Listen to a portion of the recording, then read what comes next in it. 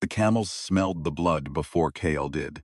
He, he felt them stiffen through the reins, that deep animal hesitation that passed up through leather and bone, and settled somewhere behind his sternum like a warning bell.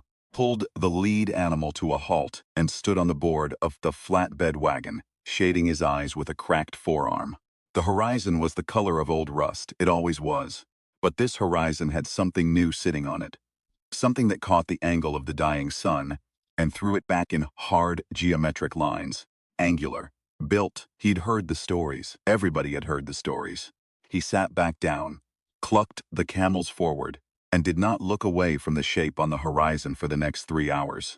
By the time the smell of the place reached him, methane, smoke, rendered fat, unwashed bodies in their thousands, the silhouette had resolved itself into walls, into towers, into the flags of a dozen different factions, snapping in a wind that seemed to blow exclusively toward Concourse and nowhere else in the known galaxy. He pulled the wagon through the outer ring of debris and shanties as the sun died behind him, painting everything amber and black. A sign hung over the main gate, welded from engine parts and old ration canisters, the letters ground out with patient hatred. Concourse. Trade welcome. All debs collected. Below it, smaller, newer in someone's careful hand. This ain't charity, wanderer. This is commerce. Shh. A woman met him at the gate with 4 armed men at her back, and the easy posture of someone who had never, in her life, been afraid of anything that wasn't worth being afraid of. She was somewhere between 40 and 100 years old, dressed in a coat that seemed to be made from the wing membranes of something that no longer existed. And she looked at Kale the way a mechanic looks at an engine she is already deciding whether to repair or strip for parts. You got skills, she said. Some. What kind? The kind that keep people alive. She looked at the camels, at the wagon, at the patchwork of old scars on his hands, and the way he held himself on the board. Weight forward, ready to move in any direction, like a man who had stopped choosing between fight and flight, and simply learned to treat them as the same thing. Coordinator runs this city, she said. Goes by the name Thresh. You'll want to register before you trade, sleep, eat, or breathe air that belongs to Concourse. A pause. She also settles disputes. What kind of disputes? The woman smiled for the first time. It didn't make her look friendlier. All of them, she said. The inside of Concourse was louder than anything Kale had heard since the war. Which was saying something, because the war had been very loud. The market ran for nearly a kilometer end to end, crammed into a canyon between 2 decommissioned starship hulls that had been dragged here and converted into the walls of the city itself. Their cargo bays now served as neighborhoods, their engine housings as foundries, their pressurized holds as the kind of bars that required you to surrender your weapons at the door and trust that everyone else had done the same. No one entirely trusted that everyone else had done the same. This was understood and factored into every transaction. He registered. The clerk barely looked at him. He was given a clay tile, stamped with a number, which he was told meant he had 24 hours of hospitality before either proving his worth to Concourse's economy or getting back on the road. He spent the first 4 hours doing what he always did in new places. Not speaking, not drawing attention, and watching. What he learned. The city ran on a resource called deep burn. It was methane, mostly, extracted from the pens of genetically modified livestock the size of cargo containers that lived in the city's belly, 3 levels down. The deep burn was everything. It powered the lights, the forges, the recyclers that kept the water clean enough to drink, the heating elements that kept the upper tiers from freezing in the off-season, when the star this world orbited pulled its warmth away and left them all to the dark. Without deep burn, Concourse was a pile of metal and frozen bodies. The people who controlled the deep burn production, a syndicate called the Render, led by a heavy-set 7-fingered man called Auric, knew this. Thresh, who ruled from a platform suspended in the center of the main market hall, also knew this. Between them, they had constructed an elaborate choreography of mutual dependency and mutual contempt that kept the city running and kept both of them rich and made everyone else's life a continuous negotiation between the cost of survival and the indignity of paying it. On the 2nd hour of his 3rd watch, sitting in corner of a 2nd-tier bar with a drink he hadn't touched, Kale heard the crowd noise change. It didn't get louder, it got denser. Frequency shift. Like the moment before a storm front arrives. When the air pressure drops, and every animal in range knows something is about to happen before the sky shows its hand. He followed it. Down 2 ramps and through a tunnel that smelled of ozone and old iron, he found the vault. The vault was a sphere, maybe 40 meters in diameter, suspended between the 2 hull walls of the city, on a web of carbon cables, accessible by a series of boarding gantries that retracted when the interior was in use. The sphere was made of overlapping plates of riveted alloy, and between the plates ran bars and struts and hooked chains and the kind of improvised weapons cache architecture that told you, without any ambiguity, that this place had been purpose-built for violence. The crowd that pressed against the observation rails on all 4 surrounding tiers was enormous, and they were making the noise that crowds make when something is about to happen that will give them a story to tell for the rest of the year. A voice rang out from somewhere above, amplified, practiced, the voice of someone who had been announcing this exact thing for a long time and still believed in it. 2 enter, 1 walks. The crowd took the words up and began beating them against the rails like a drumline. 2 enter, 1 walks. 2 enter, 1 walks. Below, 2 figures were being escorted onto the gantry from opposite sides of the sphere. The first was a local enforcer, KL, could tell by the body language of the crowd around him, the mix of cheering and jeering that meant familiarity. Big. Not blaster big. Challenge. That word didn't quite apply to anything human anymore. But big in the way that men get when they've been winning fights for a long time, and have started to believe that winning is structural rather than earned. He wore a helmet made from what looked like the casing of an orbital guidance system. The crowd loved him or hated him in roughly equal proportion, which meant he'd been champion long enough for opinions to calcify. The second figure was smaller, younger, maybe, though it was hard to tell under the layers of scavenged armor she wore. Shoulder pauldrons from a crashed reconnaissance drone, gauntlets that looked like they'd been cut from the articulated plating of a ground vehicle's undercarriage. She had the posture of someone who had been in pain for a long time and had stopped mentioning it. She walked onto the gantry, with her eyes already inside the sphere, already working through whatever geometry she was using to calculate her odds. Bad odds Kale could see from 40 meters away. The champion outweighed her by at least 60 kilos, and had the reach advantage by a margin that the sphere's architecture, designed to neutralize pure strength, would only partially offset. She knew this too. He could see it in the set of her jaw. The gantries retracted, the sphere sealed. What happened inside was savage and brief, and completely unexpected. She didn't fight him, not directly.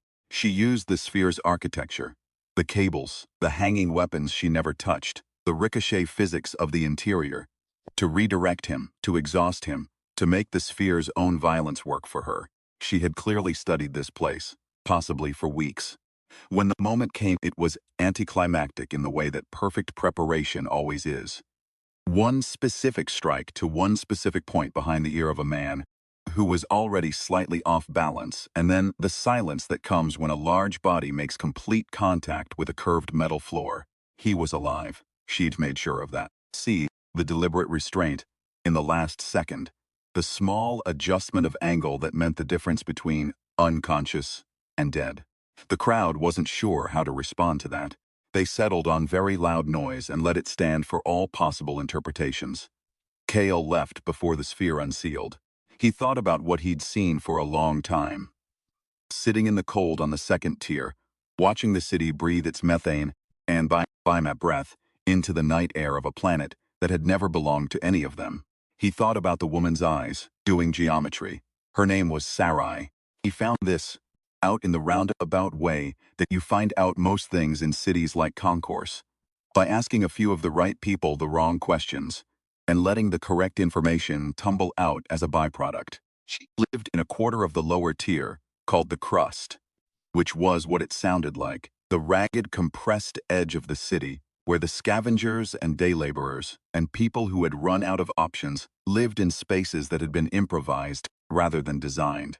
She worked maintenance on the deep burn extraction lines, which meant she knew the render's operation from the inside, and which meant that Oryx people watched her the way you watch a tool that is also, potentially, a lever. He found her cleaning the scoring off her forearms with a rag, and a solution that smelled like it was doing more damage than the scoring. "Good work in there," he said. She looked at him the way you look at someone you've never seen before and are deciding, very quickly, whether they are a threat. "You're new. Got in yesterday. What do you want?" "Information. Can pay." "What kind of information?" He told her what he'd been noticing. The power ratios. The way the deep burn flow got throttled every time Thresh moved to renegotiate her cut with the render. The specific technical points in the extraction line where that throttle was applied, and what it would theoretically take to bypass them.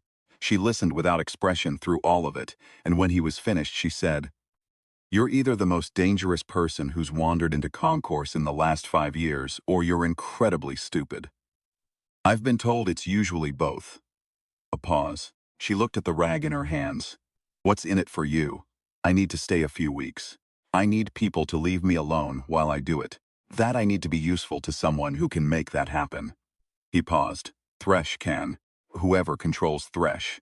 Sarai made a sound that was almost a laugh. "Nobody controls Thresh." "Then, I need to be useful to Thresh directly. And you thought starting by mapping her most sensitive infrastructure vulnerability was a good introduction strategy. I thought being honest about what I already know was better than pretending I don't know it." She was quiet for a long time after that. He waited. He was good at waiting. It was one of the things the years had taught him that he didn't resent learning. "Come back here tomorrow night," she said finally. "And don't talk to anybody between now and then." Thresh received him in a room that was not on any of Concourse's official maps. It was at the heart of the city, deep inside one of the old hull walls, and it was the most comfortable space Kale had been in since before the war. Not luxurious, exactly, but thoughtfully built, with heat and filtered air and actual chairs. The kind of small material dignities that cost almost nothing to provide, and that people who have lived without them for a long time understand as statements of intent. Thresh herself was not what he'd expected. He'd expected someone who looked like what she was, which was the architect and soul-sustaining human intelligence of the most functional human settlement within 400 kilometers. He'd expected the iconography of power, the coat, the guards, the practiced stillness.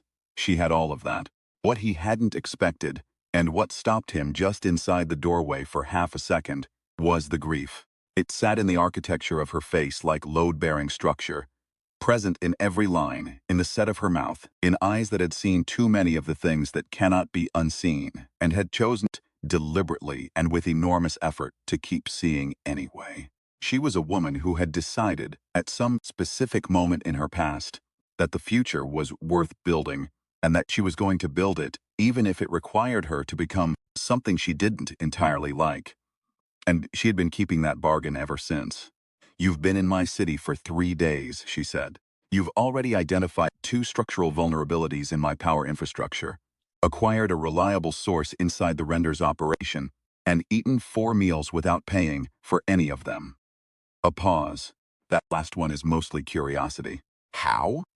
"The bar on the 3rd tier doesn't reconcile its tiles until the shift changes. A 12-minute window." She was quiet for a moment, then, "Who are you?" he told her. The short version, which was still long. She listened the way she'd clearly listened to a great many people over a great many years, fully, without filing things in real time. When he finished, she poured 2 drinks and pushed one toward him without a word. "I'm going to tell you something about this city," she said, "and I want you to understand that I'm telling you because you've already figured out most of it, and I'd rather you understand the full shape than operate on a partial picture and do something that cost me resources I can't spare." She held the drink, but didn't drink it.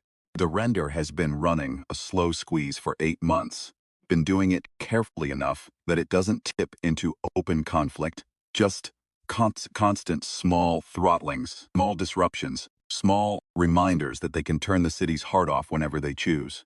What they want is not to run concourse. They're too smart for that. What they want is to make running concourse impossible for me. Specifically, Auric believes that in the resulting vacuum, the render becomes the de facto government through control of the only resource that matters. She finally drank. He's not wrong about the logic.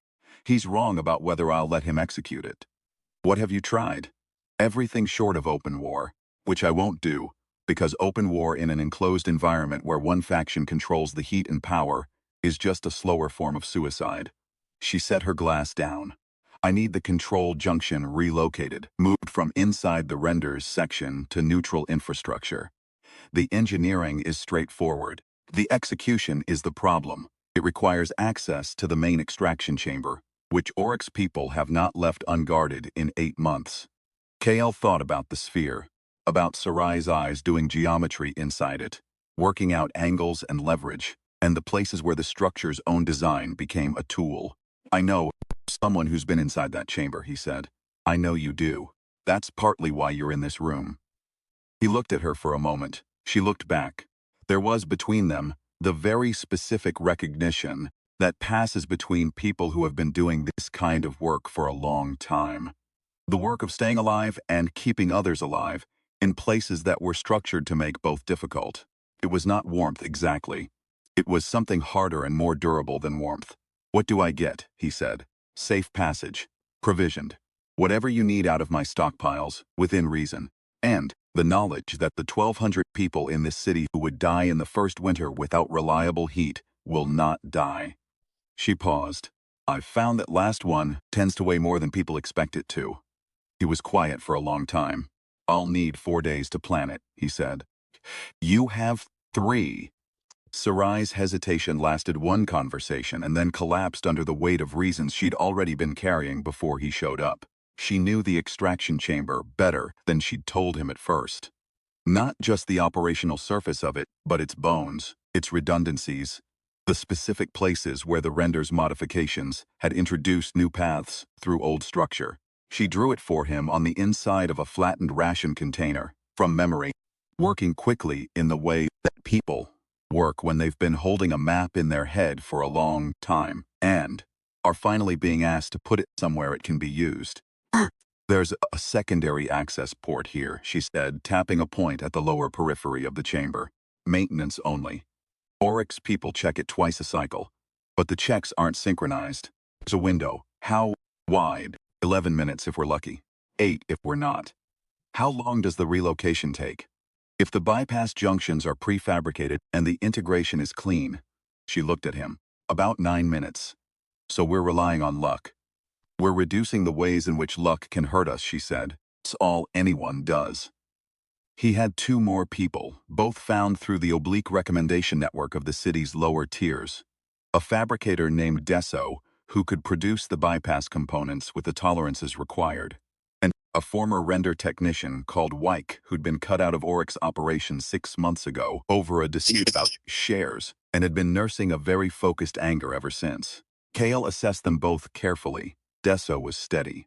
Wyke was capable but brittle in ways that suggested he would be fine as long as nothing went wrong, and would need careful management if it did.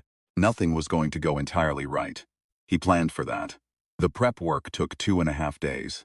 In the evenings he walked the city and let its rhythms settle into him, the shift changes, the patrol rotations, the small habits, and sloppy timings that every large human operation develops because the people running it are tired, and tired humans develop sloppy timings without noticing. He ate at the 3rd-tier bar again, twice, both times in the window. On the night before the operation, he sat on the outer wall of the crust quarter and looked at the sky. The stars here were wrong. They were still stars. Hydrogen burning at distances the mind refused to fully process. But the constellations were not the ones he'd grown up with, and no matter how many years he'd been off Earth, he never entirely stopped noticing the wrongness. He had a habit developed sometime in the years before the war of finding one star in whatever sky he was under and deciding, arbitrarily, that it was Sol.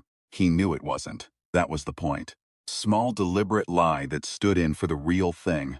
When the real thing was too far away to see, he found his star. He looked at it for a while. Then he went to sleep. 3 hours before the switch cycle, they moved. The secondary port was exactly where Sarai said it would be. A maintenance hatch in the lower wall of the extraction complex, sealed with a press plate lock that Wyke opened in 20 seconds with the key codes he'd memorized before they'd thrown him out. The chamber beyond was everything the plans had suggested. Large, hot, loud with the bass frequency groan of the generation equipment, lit in the orange-red of waste heat radiation. The deep burn tanks rose on all sides, like the columns of some compressed industrial temple. The control junction was at the center, encased in a housing that had been reinforced since the original installation, and would need Desso's components, plus about 7 minutes of very careful hands. Kale watched the chamber for 90 seconds before he moved. This was something he'd learned, not from any formal training, but from the specific school of experience that involves having moved too fast, and then spending time thinking about it afterward. 90 seconds was usually enough to find the thing you'd missed. He found it. One guard on a raised platform at the north end of the chamber, not in the briefing's patrol pattern because he wasn't on patrol. He was stationary, set up with a sightline to the main access door, running a check on something mounted to the wall beside him. Comfortable, unhurried, not expecting anything from the direction they were coming from. He touched Sarai's arm. She looked at the guard. She nodded once. They split the work. Desso went for the junction housing with his case of components.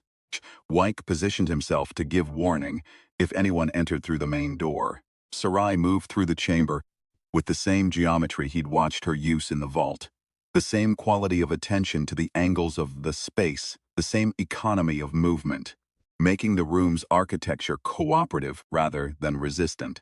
She reached the guard's platform and went up the access ladder on the blind side in the same quiet motion and came down again without him seeing her. Without anyone getting hurt, he registered this, filed it.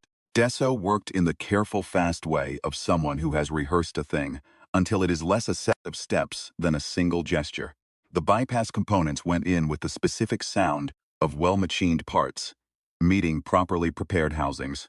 Not the grinding improvisation of desperate repair, but the clean engagement of something that was supposed to fit and did. 6 minutes and 40 seconds. The junction transferred. The new control interface went live. Kale looked at the chamber. Looked at his people. Looked at the readout on the small diagnostic unit Desso had clipped to the housing. Green. They were back through the maintenance hatch and into the service corridor before the switch cycle completed. Oryx's people wouldn't find the transfer in the housing diagnostic until a routine check sometime the following day. By then the integration would be complete and the reversal would require more than a rush and a willing technician. It would require Thresh's cooperation, was the point. In the corridor, Wyke was shaking, not badly.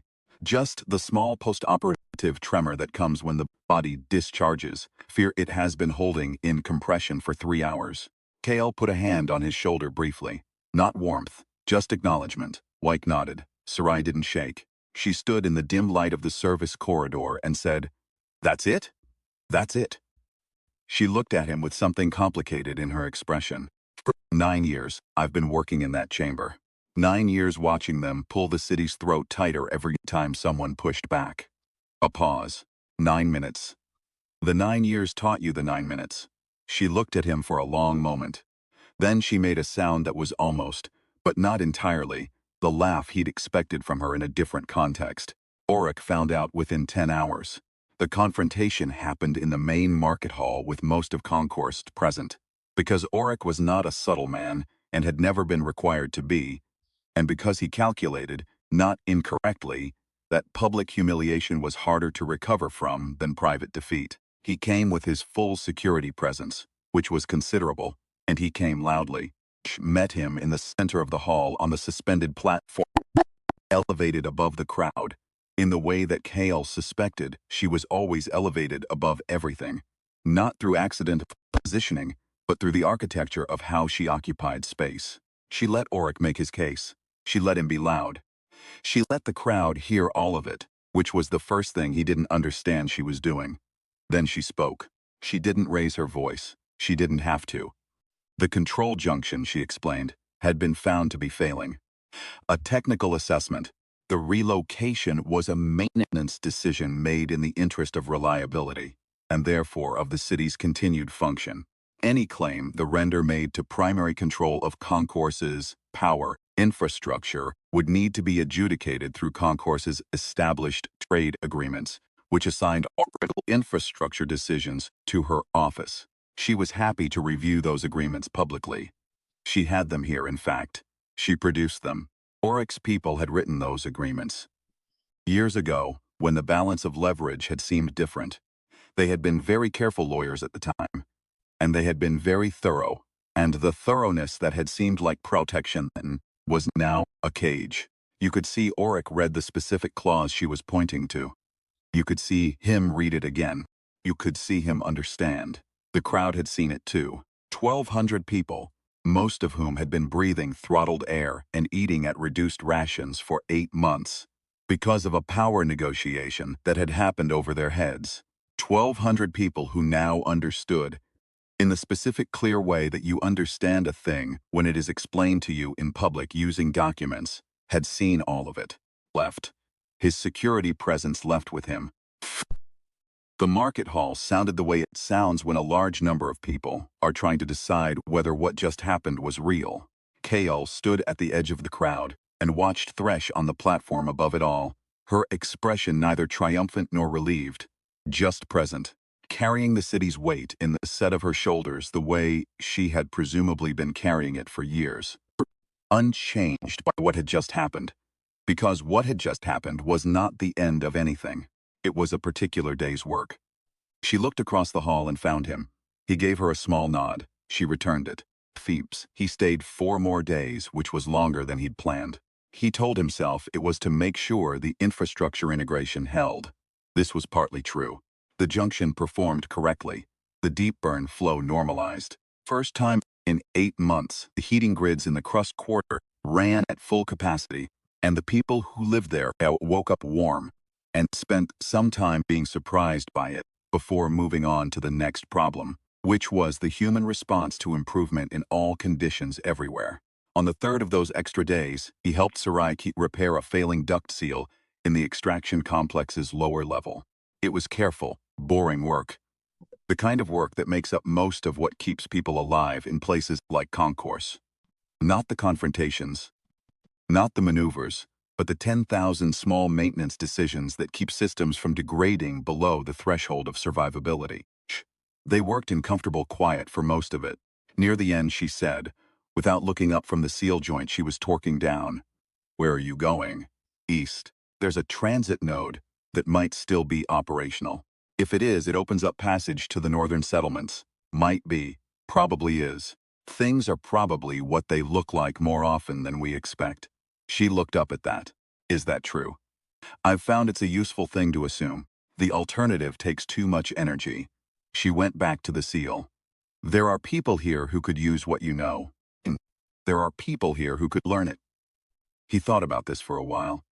The duct hummed around them with the sound of warmth moving through the city's infrastructure, reaching the places it hadn't reached in 8 months. "I know," he said, "but..." "No, but I know." She looked at him again. She sifeps, the specific quality of a man who understands what he's leaving, and has made peace with leaving it anyway. She didn't push further. She handed him a sections of seal tape, and they finished the repair together in silence. On the morning of the 5th day, he loaded the wagon. The camels were rested and had eaten better here than anywhere in recent memory, which they communicated by being only mildly uncooperative rather than fully obstinate. Met him at the gate with no ceremony, just herself, 2 guards at a distance, and the provisioning he'd been promised. It sat in 2 sealed crates in the wagon's bed: water, fuel cells, dried protein, a medical kit with supplies he'd needed for some time and not had. "The northern transit node," she said. "If it's operational, what's through it?" "Survivors. They've been out there long enough to build something. Probably not much yet, but the kind of something that becomes more if it's connected to other somethings. You're building a network. I'm following a road. The road is becoming a network whether I intend it to or not." She looked at him with the grief and determination expression that was apparently just her face. "That's either very humble or very arrogant." "I've been told it's usually both." Something moved at the corners of her eyes. Quite a smile. The memory of one, maybe. Take care of the camels, she said. They matter more than you know. He climbed onto the wagon board. The gate began to open.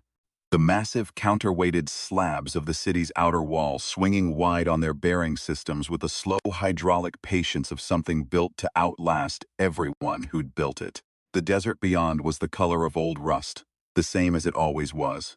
The road east ran through it like a scar, pale and definite and going somewhere. He clucked the camels forward. Behind him, Concourse breathed its methane and biomass breath into the morning air. He could feel it on the back of his neck, the heat of 1,200 people in their layers of improvised shelter, alive and arguing and eating and repairing things and making deals and keeping their children warm.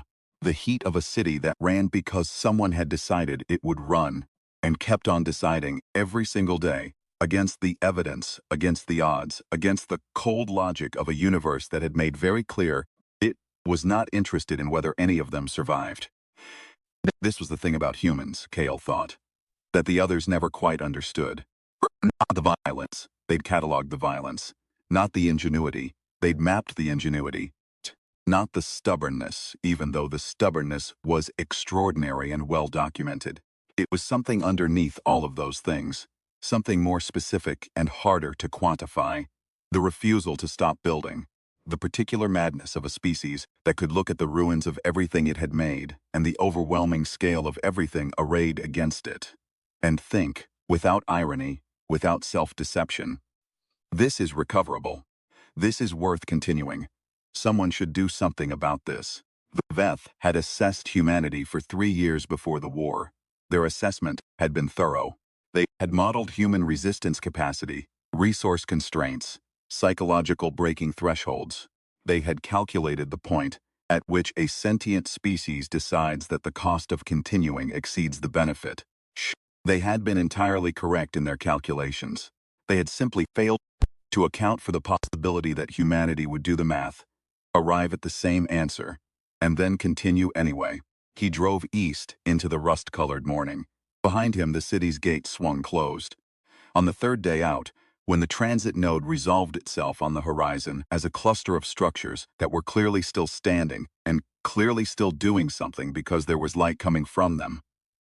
Actual light. Powered light.